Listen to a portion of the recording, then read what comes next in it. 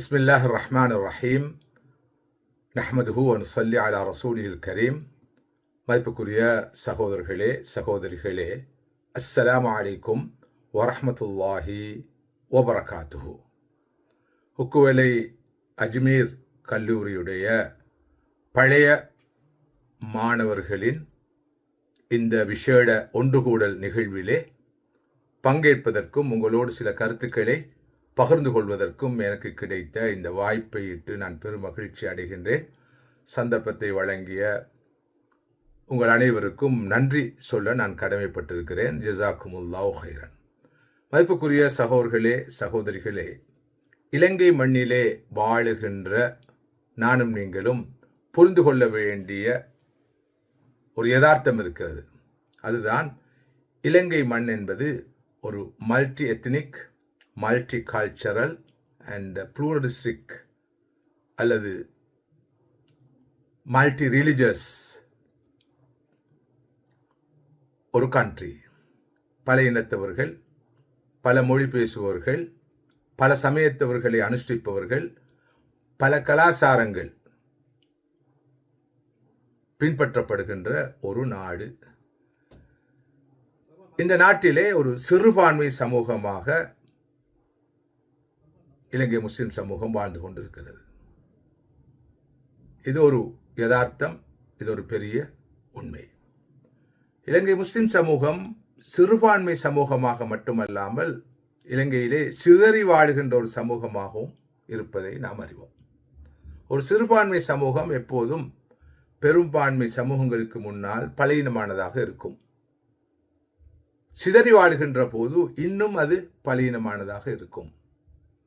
எனவே இப்படிப்பட்ட ஒரு சிறுபான்மை சமூகத்தை பலப்படுத்துவதற்கு, இப்படிப்பட்ட ஒரு சிறுபான்மை சமூகம் பலம் பெற்று வலுப்பெற்று தலை நிமிர்ந்து வாழ்வதற்கு கண்டிப்பாக நாம் கடைபிடிக்க வேண்டிய சில ஒழுங்குகள் இருக்கின்றன, வழிகள் வழிமுறைகள் காணப்படுகின்றன. பலவீனமான ஒரு சமூகமாக இருந்தாலும் நாம் ஐக்கியப்பட்டு ஒற்றுமையாக இருக்கின்ற போது ஒப்பீட்டு ரீதியில் ஒரு பலமான சமூகமாக இருப்போம். வேற்றுமையோடு வாழுகிற, இணக்கப்பாடில்லாமல் இருக்கின்ற ஒரு பெரும்பான்மை சமூகத்துக்கு முன்னால் ஒற்றுமையோடு இருக்கின்ற ஒரு சிறுபான்மை சமூகம் பலமானதாக இருக்கும்.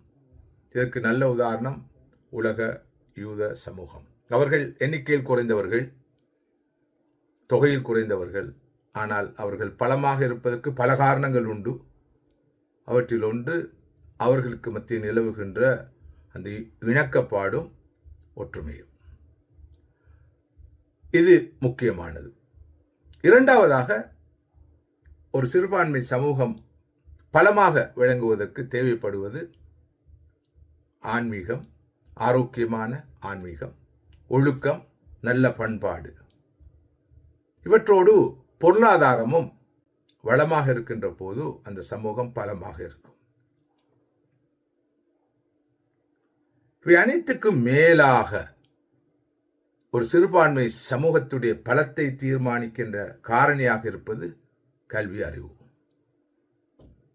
ஒரு நாலேஜ் பேஸ்ட் கம்யூனிட்டியாக இருக்கின்ற போது, நமது சமூகத்தில் வாழ்பவர்கள் எடுக்கேட்டடாக இருக்கின்ற போது, நல்ல இன்டெலெக்சுவல்ஸை கொண்ட, ப்ரொஃபஷனல்ஸை கொண்ட, புத்திஜீவிகளையும் அறிஞர்களையும் துறைசார் நிபுணர்களையும் கொண்ட ஒரு சமூகமாக நாம் இருக்கின்ற போது, நாம் சிறுபான்மையாக இருந்தாலும் பலமாக இருக்க முடியும் என்பது பெரிய உண்மை. இதற்கும் யூத சமூகத்தை உதாரணமாக சொன்னால் பிழையாக மாட்டாது.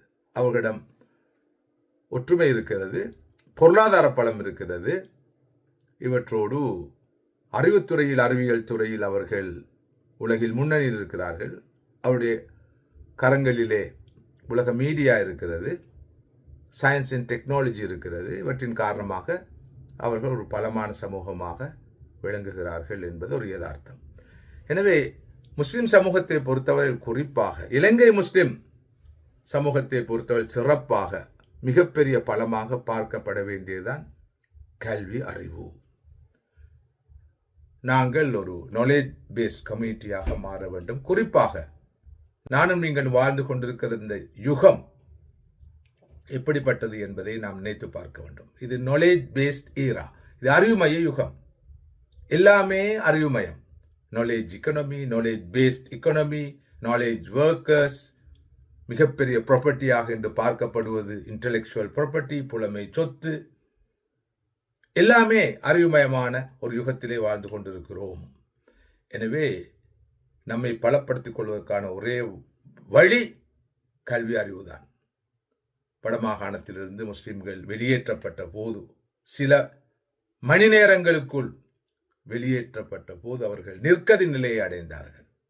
புலம்பெயர்ந்த அந்த மக்கள் சொல்லனா துன்பங்களுக்கு முகம் கொடுத்தார்கள். ஆனால் அத்தகைய நிலையிலும் அவர்களுக்கு கை கொடுத்தது அவர்கள் பெற்றிருந்த கல்வி அறிவுதான். அனைத்தையும் இழந்தாலும் அவர்கள் கல்வி அறிவை பெற்றிருந்த காரணத்தினால், கல்வி தகமைகளை கொண்டிருந்த காரணத்தினால், அல்லாஹுடைய கிருபையினால் கணிசமான தொகையினர் சவை பண்ணக்கூடிய நிலைமை இருந்தது என்பது மிகப்பெரிய உண்மை. எனவே சமூக மேம்பாட்டுக்காக உழைக்க விரும்புபவர்கள், குறிப்பாக சஸ்டைனபிள் டெவலப்மெண்ட்டை, நிலைபெயரான முன்னேற்றத்தை சமூகத்துக்குள் காண விரும்புபவர்கள் தமது கவனத்தை கல்வியின் பால் குவிக்க வேண்டும். நம் சமூகத்துடைய முன்னோடிகளில் பலர் பல்வேறு சமூக பணிகள் ஈடுபட்டு விட்டு இறுதியாக இந்த சமூகத்தின் கல்வி கண்களை திறந்து விடுவதுதான் இந்த சமூகத்துக்கு நாம் செய்கின்ற உருப்படியான நிலைபெயரான விளைவை தரக்கூடிய பணியாக இருக்கும் என்ற நிலைப்பாட்டுக்கு வந்தார்கள். எனவே இந்த வகையிலே மதிப்புக்குரிய சகோதரர்களே, சகோதரிகளே, உங்களது ஊரின் 2 கண்கள், ஒன்று பள்ளிவாசல், அதனை மையப்படுத்திய மദ്രസா, அடுத்தது ஊருடைய பாடசாலை. இந்த 2ம் தான் ஒரு ஊருடைய 2 கண்கள். இந்த 2 கண்களும் கண்ணென பேணி பாதுகாக்கப்பட வேண்டும். அங்கே ஆன்மீகமும் அகலாக்கும் பண்பாடுகளும் போஷித்து வளர்க்கப்பட வேண்டும். இங்கு நல்ல கல்வி அறிவு வழங்கப்பட வேண்டும். ஒரு ஊருடைய கல்வி முன்னேற்றத்தை தீர்மானிப்பதிலே பலருக்கு பங்கு இருக்கிறது. பலருடைய வகிபாகம் தேவைப்படுகிறது. குறிப்பாக அதிபர், ஆசிரியர்களுடைய வகிபாகம் முக்கியமானது.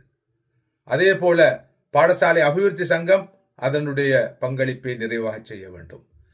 பெற்றோர்கள் பாடசாலையின் முன்னேற்றத்திலே பங்கேற்க வேண்டும். ஊரார் பங்கேற்க வேண்டும். மாணவ சமூகம் ஒத்துழைக்க வேண்டும். சமூக தொண்டர்கள், பரோபகாரிகள் முழுமையாக ஒத்துழைக்க வேண்டும். குறிப்பாக சிறப்பாக ஒரு பாடசாலையின் முன்னேற்றத்தை, மேம்பாட்டை தீர்மானிப்பவர்களுள் முக்கியமானவர்களாக பழைய மாணவர்கள் இருக்கிறார்கள். உலகிலே எந்த ஒரு பல்கலைக்கழகமாக இருந்தாலும், கல்லூரியாக இருந்தாலும், பாடசாலையாக இருந்தாலும் அவற்றுடைய முன்னேற்றத்துக்கு பின்னால் பழைய மாணவர் அமைப்பு இருக்கும். குறிப்பாக இலங்கை மண்ணிலே இருக்கின்ற, தேசிய மட்டத்திலே இருக்கின்ற பெரிய பெரிய பாடசாலைகள், கல்லூரிகள் மிகப்பெரிய முன்னேற்றத்தை காண்பதற்கு காரணமாக அவற்றுடைய பழைய மாணவர்கள் இருப்பதை பார்க்கலாம். நிறைய உதாரணங்களை அடுக்கிக் கொண்டே செல்லலாம். அந்த வகையில் நீங்கள் கற்ற பாடசாலைக்கு உங்களால் முடியுமான பங்களிப்பை செய்ய வேண்டும் என்ற நோக்கிலே பழைய மாணவர் அமைப்பொன்றை உருவாக்கி இப்படியான ஒரு முயற்சியை நீங்கள் முன்னெடுப்பதானது உண்மையில் எல்லா வகையிலும் மெச்சத்தக்கது, பாராட்டத்தக்கது.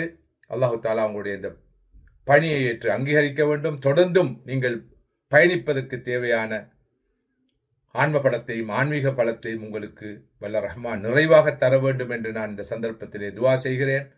நீங்கள் இலங்கை முஸ்லிம் சமூகத்துக்கும் ஊருக்கும் செய்கின்ற மிகப்பெரிய பங்களிப்பாக இருக்கும். சிறு சிறு வேலைகளை செய்வதை விட அவையெல்லாம் செய்யப்பட வேண்டியவைதான். ஆனால் கல்வி நிலை மாறினால் எல்லாம் மாறும். நான் அடிக்கடி சொல்வதுண்டு, ஔவையார் தன் காலத்து அரசரை பாராட்ட விரும்பிய போது சொன்னார், வரப்புயர என்று. விவசாயத்தை அடிப்படையாக கொண்ட பொருளாதாரம் நிலவிய காலம். வரப்புயர, நீர் உயரும், நீர் உயர நெல்லுயரும், நெல்லுயர குடி உயரும், குடி உயர கோன் உயர்வான் என்பது அதனுடைய விளக்கம். நான் சொல்கிறேன், இலங்கை முஸ்லிம் சமூகத்தின் கல்வி நிலை உயர, எல்லாம் உயரும். கல்வி நிலை உயர, ஒழுக்க நிலை உயரும், ஆன்மீக நிலை உயரும், பண்பாடு மேம்பாடு அடையும், சுகாதார நிலை சீர்பெறும், பொருளாதாரம் வளம் பெறும், நாம் ஒரு பலமான சமூகமாகவும் மாறலாம். ஏனென்றால் இன்று மனிதர்கள் பெற்றிருக்கிற மிகப்பெரிய ஆயுதம்தான் நாலேஜ் என்ற ஆயுதம். அதனைத்தான் நாம் சுமக்க வேண்டும்.